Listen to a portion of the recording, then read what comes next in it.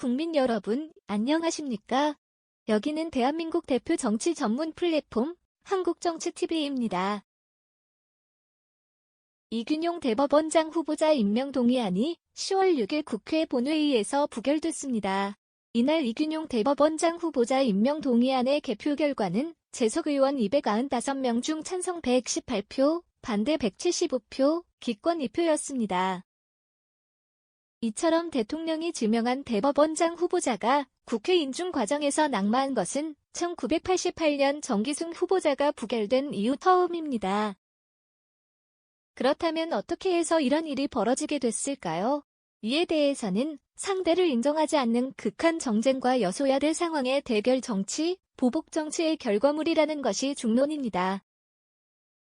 예를 들어서 이날 더불어민주당은 본회의 직전에 의원총회를 열고 이균용 대법원장 후보자에 대해 반대 투표를 당론으로 결정했습니다. 반면에 국민의힘 의원들은 임명동의안이 부결된 직후 본회의장 밖에 나와 민주당 규탄 대회를 열었습니다. 하지만 투표 전부터 여당 내에서도 부결을 기정사실화하는 전망이 많았다고 합니다. 여야 대립 속에서 민주당과 주고받기식 협상 자체가 불가능하다는 이유에서입니다. 실제로 윤석열 정부가 추진하는 핵심 국정과제는 번번이 국회의 벽을 넘지 못하고 있는 실정입니다. 우주항공청 설치가 대표적인 사례입니다. 우주항공청 설치 및 운영에 관한 특별법은 조직의 규모, 성격을 둘러싼 야당의 반대로 여전히 국회 상임위에 계류돼 있습니다. 또 지난해 5월 윤석열 정부 출범 이후 정부가 제출한 법률안 229건 가운데 국회를 통과한 법안은 29건에 불과합니다. 다른 법안의 내용이 반영된 후 폐기된 것을 포함해도 국회가 처리한 정부안은 55건입니다. 문재인 정부에서는 같은 기간 국회가 101건을 처리했습니다. 한편 민주당은 양곡관리법, 간호법 등 야당 지지층에게 호소하는 법안을 국회에서 밀어붙였습니다.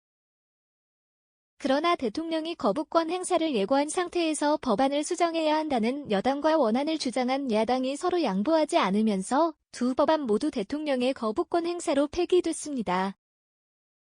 거야의 일방 처리 대통령 거부권이라는 악순환이 반복되면서 야당이 애초에 법안의 수혜자라고 이야기했던 농민, 간호사들도 아무런 혜택을 보지 못했습니다.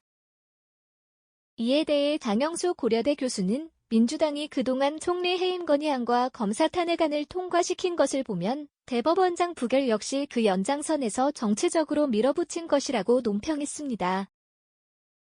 그러면서 총선 때까지 여야 모두 강경태세를 취할 가능성이 높고 민생보다는 극한 정쟁에 몰두할 가능성이 크다고 예상했습니다. 한국정치TV는 국내 최초로 탄생한 중립적, 객관적, 과학적, 불편부당한 독립정치 미디어입니다. 여러분의 구독과 알림, 자발적인 후원은 채널의 제작과 운영에 큰 힘이 됩니다.